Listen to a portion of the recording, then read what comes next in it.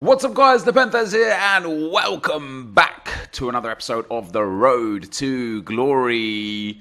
It's rewards day guys, we have got our division rivals rewards and tomorrow's episode will be the FUT Champions rewards. And then today what we're going to do is based on the rewards I'm going to build, I want to say I'm going to build a new team. But I know that's not going to happen. So, yeah, I guess we're just going to have another live FUT Rivals game because there's not really a lot else I can do at this stage. You know, all I played, unless I finished in rank 4, which would be a travesty, I didn't. Last week, I'm going to show you how many points I got, and I'm going to show you why sometimes one live game is all you're going to get, okay? Okay, so, in terms of FUT Rivals, guys, last week we finished on 13,580 points. The rank 3 finished on 13,230. Obviously, I got 12,000 points from FUT Champions, so I got almost 1,600 points from just 3 games played. So we're going to play one live game today, and if I win it, that might even be enough for rank 3 for next week. So I don't know. We're going to see how it goes, though. We haven't been on the red list, the famed red list, for a couple of weeks. We haven't had any huge pulls for a while. Let's see how our luck is this week. We start off with Mega Pack number 1. Hopefully we can get one of the Bundesliga informs or the Bundesliga inform that's in packs. We're going to get ourselves Ricardo Pereira. I actually think I have him as a duplicate untradeable. I do have him as a duplicate untradeable. We get some consumables though. That's not bad. Finisher, a couple of fitness cards. We can get rid of all of this stuff. I hope most of this isn't duplicate untradables. Yunez is tradable. Happy days. Sergio Alvarez is tradable. Happy days. Anton is tradable. Happy days. Leque is tradable. Now, Akanji may or may not be tradable, but if Ricardo Pereira is the only untradeable, we're not going to spend time building a 2-player pack for 1 player. If I get like 4 or 5 untradables in one time, then maybe I'll think about doing a 2-player pack. But in the meantime, we'll send him down there. We'll discard that 1 card and we will move on to Mega Pack number 2. EA, come on, hit me with a walkout. No walkout in this pack. Can we at least get a board? Yes, we can. Let's go. Come on. Is it going to be a good card? French, Cam, Dimitri Payet. Now, I'll tell you why that's nice. With Black Friday coming up and Cyber Monday and all the things that we should hopefully get over the weekend, having an 84 rated in the club is going to be very nice indeed. I don't care about the managers. The consumables we shall keep. There's only 2 duplicate items, which is pretty cool. We get a free pack. It's a player pack. That's interesting. He can go. Dermisi is a tradable, and Lejeune is also a tradable to my knowledge. So we'll send him up there. We'll send those guys into the club, and we'll get our 2-player pack now before our 50k packs. 4 50k packs and 2 mega packs for 3 games of Rivals. Crazy. It's crazy. We don't get a board on this occasion. We do get a shiny gold. It's going to be Pope. Not Pope. Not Pope. It is going to be Heaton and then Bartolek. Now, that was a tradable pack as well, which is cool. So here we go, guys. 4 50k packs. Can we get even just 1 walkout out of these packs? Not from pack number 1. Let's get a board every pack. Here we go. We start off with a board. Happy days. Spanish is always bad. Right, Carvajal. Ooh, Sergio Roberto. Just as good. Another 84 that we can pop into the club for SBCs coming up. Very happy with that. No problems at all. Are we going to get anything else in here? Shinji Kagawa in there. And then a whole bunch of players. Once again, I think most of these are tradables. That's one. Begovic might be untradeable, actually. Yeah, Begovic is untradeable. That sucks. Mbemba is tradable, which is nice. Vieirinha. I remember when he used to be a right wing. I used to, in the Bundesliga, I used to use him quite a lot, actually, back in like FIFA 15. Begovic can go and get in the bin. 50k pack number 2. EA, how is our red list luck? No walkout again. Times are hard out here, boys. We get another board, not even an inform. French. Centre mid this time. It's a Rabiot. I think I have him tradable. Sorry, untradeable already as a duplicate. Or did I use him in an SBC? I think Lozano's untradeable as well. That guy can go up. Bustos, if this is tradable, that's happy days, because I don't know if he's still worth a bit, but he's one of a very few Argentinian right backs. I think Lozano and Rabiot are going to be untradeable as duplicates. Lozano is indeed untradeable. Perotti is tradable. Happy days. Pastore could be untradeable as well. He is indeed. And then Rabiot is also untradeable. Well, there we go. That's 3 players with an 83 and an 82 involved there as well that we got to throw away on this occasion. Next up, guys, can we get one walkout from our FUT Rivals rewards? I don't deserve it because I only played 3 games, so I can't really exactly ask for all that much. We're going to get no board this time, so I guess it doesn't really matter who that one is. We can only hope that some of our duplicates are... I mean, we get another Begovic, so that's pretty frustrating.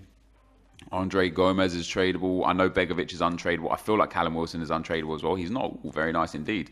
I actually think most of these will be tradable, which is fantastic. So we'll get ourselves a whole bunch of, extra, just excess coins that we'll be able to discard or sell these cards for, and then throw the untradeable into the club. So 2 more players thrown away right there. Not the biggest deal. And then our final 50k pack, guys. Can we get something? EA, 1 walkout from all of our rewards. No, we can't. It is a board again. This is tough. Ricardo Quaresma, that's not bad. An 84. I think maybe I still have him in the club. Maybe I don't. Maybe I got rid of him. That's a new player. That's fantastic. But hey, I don't really deserve much from these rewards because, like I say, I played 3 games. So to even get all the things that we've got for basically no effort at all is pretty awesome. It would have been nice to hit something big, but sadly wasn't the case. That is going to be the end of that, guys. So we're not going to change our team at all. So I'm just going to get into one live game, and I'm going to pick some comments from the comment section and go into the rest of the video. So I will be right back. Okay, guys, as we go into our live game again, I first of all just want to say thank you guys very much for the kind words on the last video about me doing one game, like playing a full game and showing a full game and going from there. The first comment I actually want to get, did I get the comment? Yeah, Ben Conlon. And I explained it a little bit more in detail earlier on in the video when we got the rewards done. But he says, do you really only play 3 games a week outside of FUT Champs? Now, of course, I do play draft on this account when I do Draft the Glory for the main channel. But yeah, this week, outside of my 30 FUT Champs games, I played 3 games of FUT Rivals. I won one of the games 4-1 that you saw yesterday. I drew one game 3-3 also, and I lost one game 3-1. And that was enough to get me more than enough points to get me rank 3. And what the craziest thing to me is, excuse me, is that EA still haven't changed the rewards. Like, I just can't. I can't even. It's at the point now where it is flat out incompetence and embarrassment. It's been 8 weeks, 8 full weeks of FUT Rivals rewards, and even forget the reward structure. Forget the fact that Division 1 rank 3 is the same as Division 5 rank 1. Forget the fact that Division 3 rank 1 and Division 2 rank 1 offer bronze and silver players as rewards. Forget the fact that Division 4 rank 1 is the best reward set up until Division 2 rank 3, right? Forget all of that. The fact that Division 3 rank 1 has 2 rare mega packs tradable and 4 mega packs untradeable it's just absurd. It's absurd. I could make a whole video pinpointing and explaining the errors. I mean, I don't have a fix. Even the coin reward is 5k per division all the way up. I think it's like 55k for Division 4, 60k for Division 3, 65k for Division 2, and 70k for Rank 1, Division 1. Mind-numbing. Connor says, Nep gets a player. Don't say it. Don't say it. Don't say it. Don't say it. This is a Twitter meme for those of you who didn't know.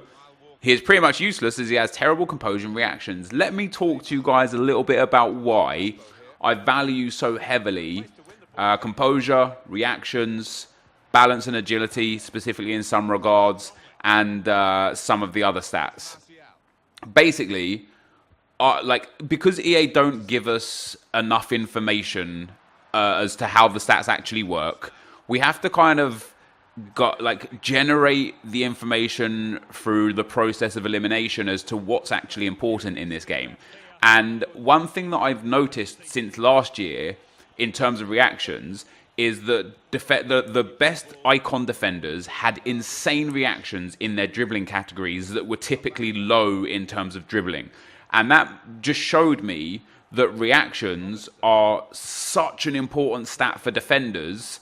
Maybe more than pace, maybe less than pace, I don't know. It might be fun for one weekend for me to get rid of the shadows on my defenders and give them backbones that improves physical, or give them, Guardian or whatever it is, that improves dribbling and defending.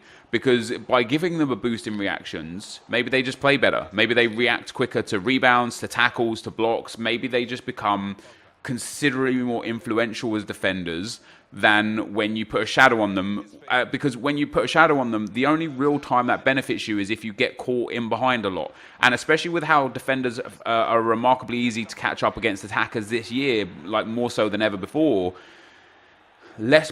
pace isn't paramount for centre backs. For CDMs, I think pace can be quite important. For centre mids, I think pace can be quite important. But for centre backs, it's less relevant this year than ever before. So it would be interesting to try and do that. And one of the other things, in terms of agility and balance, specifically balance, I think balance is an incredibly important stat for midfielders and attackers, because very few chem styles even boost balance. And when they do boost it, only one chem style, I believe the Engine, boosts it by 10, and no other chem style boosts balance by more than 5. So if we have a look at what's Riyad Mahrez' balance. So Riyad Mahrez has, I want somebody with, this one. He has 88 balance on his 86 inform. Basic chem style doesn't boost balance. Sniper boosts it by 5. Finisher doesn't boost it. Deadeye doesn't boost it. Marksman, which improves the dribbling category, doesn't boost balance. Hawk doesn't boost it at all.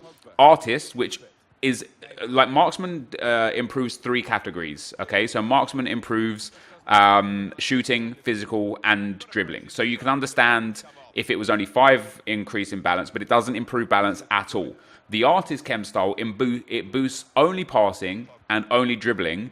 And in that regard, it only boosts balance by 5, and it doesn't boost reactions. Again, for me, I take inference from things that don't happen rather than things that do happen, because we don't know the things that do happen. So the fact that it only boosts balance by 5 is crazy. Architect doesn't boost it, neither does Powerhouse. Maestro is then another chem style that boosts dribbling, but again doesn't boost balance. Sentinel doesn't boost it at all. Guardian is another chem style that boosts dribbling and doesn't boost balance at all. The next chem style that boosts dribbling and the last chem style that boosts dribbling is Engine, and it boosts balance by 10. And it's crazy to me that there are only of all the boosts that you can get in this in whole entire game, Sniper boosts it by 5, Artist boosts it by 5, and Engine boosts it by 10. And there is not a single other chem style that boosts balance. And so to me, what I take from that is, balance must be extremely important as far as stats and attributes go, because they don't boost it. So the same way that they don't boost stamina with chem styles makes me think that stamina is an incredibly important stat. The same way that they don't boost composure, or they haven't done in previous years. And now this year, I think only Sniper. I think Sniper is the only chem style that boosts composure. Let me have a brief check. Yeah. Oh no. Guardian also boosts it. Guardian boosts it by 5. Sniper boosts it by 5. But once again, that to me screams like this is an important stat, because there's only 2 chem styles that boost it. And it's only by 5, whereas the maximum boost for some stats goes up to 15. So it says to me, hey, this is a really, really, really important attribute. And so then when we look at reactions, when we take someone like Maldini, his 94 icon card, he has 69 dribbling. But amongst that 69 dribbling, he has 95 reactions and 95 composure. And that to me says, hey, reactions and composure for defenders are incredibly important stats. And then for midfielders and attackers, I find ball control to be a really important stat. And so when we get players like, for example, the new league SBCs has Serge Gnabry. On the face of it, I looked at that Gnabry card and I was like, whoa, he could actually be our new left mid. Like, we could link him with Vendel, like we're doing with Paulinho, and cut him in with Makelele. He's 94 pace, 88 dribbling, 84 shooting. With the right chem style, this could be a big player. And then when I look at his stats, he's got 75 composure. He's got 72 stamina. So two of what EA are telling us are the most important stats because of how little they boost them are low. He's got 82 reactions, which, although could potentially be a favourable stat for defenders because of the fact players like Maldini and stuff, also could be a case where even for attackers, I wonder if the attackers react like you know how, like, when you take a shot and the keeper parries it out, or it hits the post, or it hits a defender, and the rebound constantly falls to the attackers.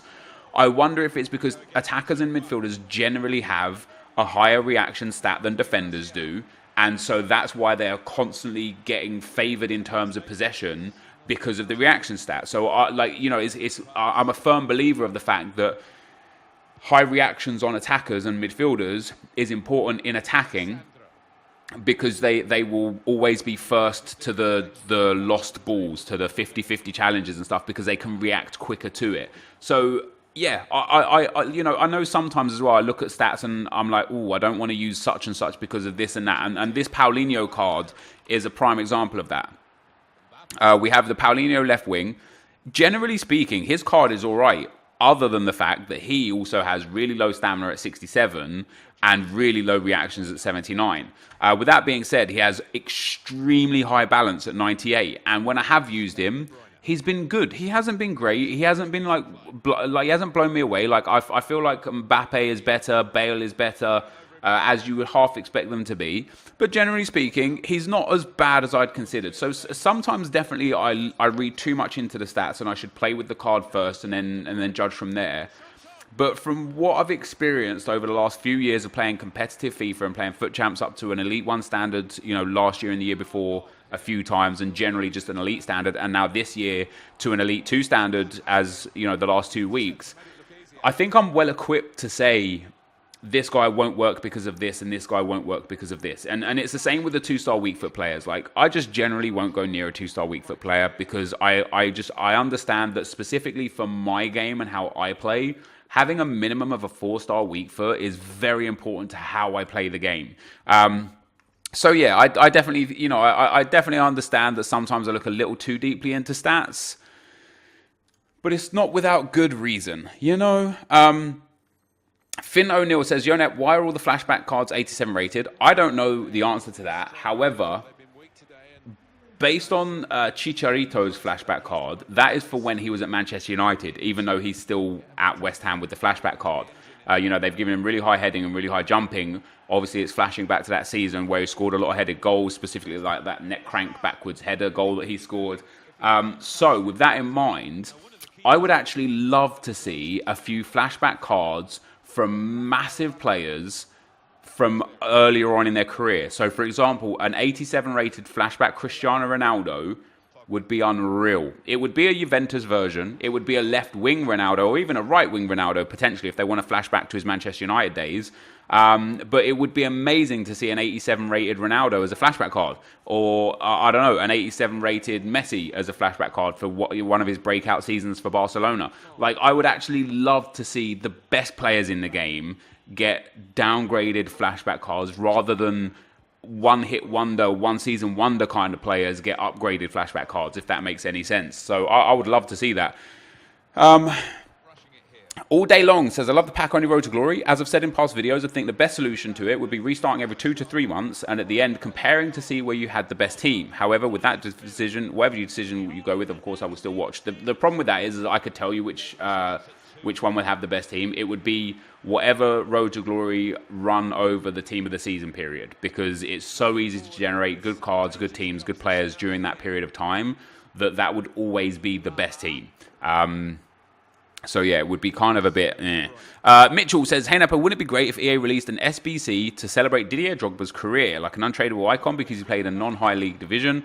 What are your thoughts on that?" Well, Didier Drogba isn't in the game this year. He's not in the database, so they won't give him a card in any way, shape, or form. However, I would love to see more End of Era cards. And I wonder if we get End of Era cards this year, because obviously we have flashback cards, which they're very different in a regard to End of Era cards, but they've given flashback cards currently to who, well, Goetze, I suppose not really. They haven't really given them to players that are at the end of their career, generally speaking. So yeah, I would love to see far more End of Era cards, you know.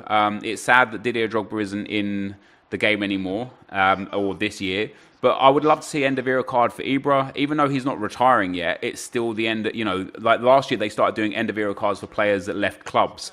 So potentially we could see a few more End of Era cards this year that would be absolutely amazing.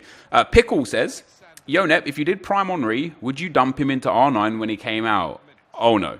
I'm not only going to, if you did Prime Henry, last year in the Road to Glory, we were able to buy players off the market. So I used 90 left-wing Henry for a long number of games, like 500 or 600 games. We scored well in excess of 1,000 goals with him, and just generally loved him. But then I moved away from that. We got, we got Ruud Gullit. We had, I can't even remember what attackers we had, but we had some good attackers. But this year, because it's the first owner Road to Glory, I will do everything. I will sell everything in my club to get Henry when he is released, no matter what. I will use, I've got flashback cards. I've got Goetze. I've got Juanfran. Juanfran I'd probably keep, although I have Lala. I would basically use every card I've worked and grinded hard to get, no matter how much it cost me back at the time. I will dump it. I will sell this UCL Courtois. I will sell Raphael Varane. I will sell anything and everything to make sure I can accomplish completing Thierry Henry as soon as he's out. I will get him, I will have him, and he will partner Aubameyang up front in the 4-1-2-1-2, or he will play as a winger if I play the 4-2-3-1 as soon as he is available. So I'm hoping that Prime Icon Set 4 has Thierry Henry. We will also work towards Prime R9 when he comes out, but by the time he comes out, we're probably looking at January, maybe February. And so in that sense, we might have other options, better options, or nearly as good options already in the club. So that's a debatable one. But that's where we're at with that. I had a few other comments, but they're really, really long comments and would require very, very long answers. And we are at the end of the video now. So I drew 2-2 in that game. It's very likely that 1 or 2 more games is again going to be enough for me for the rewards next week. So we've got a lot of stuff coming for Black Friday. We've got a lot of FUT Champs games to get through. Obviously 30 games. I might spread the 30 games out over the course of the whole week rather than all at once. But then you wouldn't know until Wednesday where I finish. I don't know what I'm going to do. We'll figure something out some way. But yeah, this is going to be the end of the video for now, guys. If you did enjoy it, be sure to leave a like, rating, comment, and subscribe to my channel if you haven't already. But for now, guys, I'm out. Peace.